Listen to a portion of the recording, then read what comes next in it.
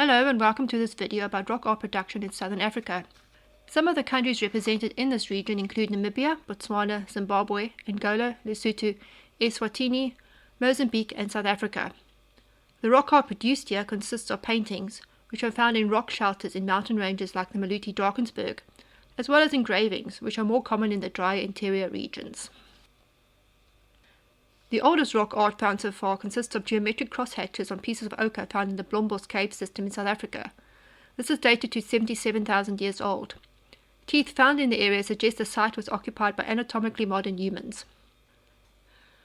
The Apollo 11 caves in Namibia contain the oldest known figurative work, including a collection of 7 stone slabs that have imagery of animals and therianthropes, or human-animal hybrid figures, painted on them. This site is dated to be between 27 and 30,000 years old. Rock art in southern Africa is mostly found on walls of rock shelters under protective overhangs, and not deep within caves as with European rock art. Most is dated back to about 10,000 years old, although sites such as the Brandberg and Apollo 11 caves are older. Many sites in southern Africa are a tribute to the hunter-gatherer people, who were the ancestors of the modern-day Khoisan people. The Khoisan are an indigenous group from southern Africa, and comprise the San and Khoikhoi people. These groups traditionally speak Click languages, and were the predominant population group in the area until migration by Bantu pastoralists and later European colonists into the region. They predominantly resided in drier regions not favourable to agriculture, living a hunter and gatherer lifestyle. The term San stems from the Khoikhoi word meaning foragers or those who pick up things from the ground. These people did not traditionally own livestock as with later Bantu groups, thus are often seen as distinct from pastoralist or agricultural societies that later developed in the region. Similarities in subject matter in many artworks from this region has resulted in the attribution of many sites to the San, and beliefs and practices common to modern-day San people is mirrored in many rock art examples. However, not all rock art in southern Africa is a production of the San people, as other cultural groups have also produced rock art, which I will discuss in another video. Accurate identification of the creators of these images is not easy to establish, but as more research is undertaken, a better understanding of these artworks can be built. Rock art from hunter-gatherer communities in South Africa is widespread in the region, in particular in Namibia, Botswana, Mozambique, South Africa and Zimbabwe. Imagery consists of animals such as antelope, giraffe and rhino, as well as people and abstract designs. They are painted with a high degree of accuracy and naturalism. Different areas show a preference for certain species.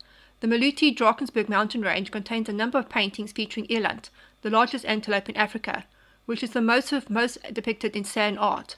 It is painted in a variety of poses and with attention to detail. In contrast, San art from Namibia often features imagery of giraffes. Style and color variations also occur between regions, with some areas having more polychromous imagery than found in other areas. Paintings are usually characterized by multiple imagery on a surface, often interacting with each other, while engravings feature single images on individual rocks or boulders. Large ungulates are common animals depicted, usually in a naturalistic and detailed manner. These images are often rendered with a thin brush, leading them to be described as fine line paintings. Images of people are usually in a procession and carry items such as bows with them. Some human images have features of multiple animals, and in some cases therianthropic forms or hybrid images of animals and humans appear. They have been interpreted to be linked to the Trance dance, an important ritual in San culture that connects a shaman to the spirit world. The therianthropes can be part of antelope, part elephant, part bird, part baboon, or even part feline, and represent the shaman undergoing a healing or rain-making activities, while in a trance state. Initial interpretations of these works were based on them being scenes from everyday life. However, more detailed research into these paintings have now linked them to the trance visions that spiritual leaders of the communities undergo. In these trance states, shamans enter the spirit world where they encounter spirit beings that can aid with tasks such as healing the sick or bringing rain. It is for this reason that certain animals like the eland dominate, as these animals have a spiritual and cultural significance to the community. Archaeologist David Lewis Williams identified different types of shamanistic activities portrayed in San rock art, namely healing, game control, extracorporeal travel, rainmaking, and shamanistic dreaming. The art is not just a record of past trance experience. It is also a means to convey the belief that trance was integral to the activation of supernatural potency in the San people, important for these shamanistic activities. The healing or trance dance is still practiced by some groups in the Kalahari. and involves repetitive dancing and singing that induces an altered state of consciousness. These out-of-body experiences are regarded as the participants or shaman reaching the spirit realm. This healing dance is to cast out sickness and is accompanied by specific healing songs that contain a supernatural force seen to reside in large animals like the eland and the giraffe, as well as in the shaman. For this reason, the art often features therianthropes or hybrid animal-human forms that represent dancers or shamans that have harnessed this force. Through the dance, the shaman reaches a state of half-death or an altered state of consciousness, where they ward off malevolent spirits trying to shoot arrows of sickness into the people. The shamans lay hands on their attendees to draw out illnesses. In some instances, the shamans may become unconscious. Some images include the use of natural cracks in the rock surface, where the images are painted as if appearing or disappearing into this crack. This is because the rock surface was seen as a veil between this world and the spirit world. As with European examples, some images make use of the natural bumps in the rock forms to be part of the image as well. The image I am doing a copy from is from a site called Game Pass Shelter in the Drakensberg.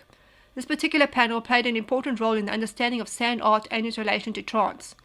Decoded by Lewis Williams, the panel shows a dying eland with a shaman holding its tail. The figure has hooves similar to the eland, and his legs are crossed, as are the hind legs of the eland. The eland's fur and hair on the man's legs stand upright. The eland and the shaman cross over to the spirit world, portrayed as a type of death, the closest way the experience of trance can be conveyed to the non-participant. The spirit would leave the body during trance, so death became a metaphor for the trance state, sometimes called a half-death. The dying animal becomes a metaphor for the shaman entering the trance state or experiencing this half-death. The image is symbolic of the shaman going into the trance state and entering the spirit world by taking the eland's power. The altered state of consciousness or deep trance state causes the shaman to bleed from the nose, tremble, sweat, stagger, and fall. These symptoms are associated with the death of the eland. The San word for dying and for entering a deep trance is the same, hence the dying eland, a source of supernatural power, is often painted along with the dying human figure. Other metaphors used to convey the spirit journeys include references to being underwater. Sometimes the actions of the shaman in the spirit realm are depicted, such as healing, warding off enemies, or capturing the rain animal, which I discuss later. In some paintings, eland blood was used in the pigment, increasing the potency of the image.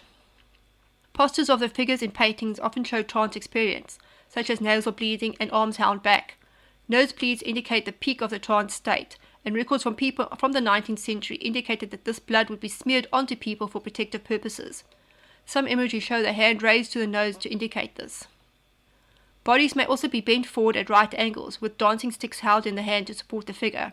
This again is a posture seen in the trance dance state.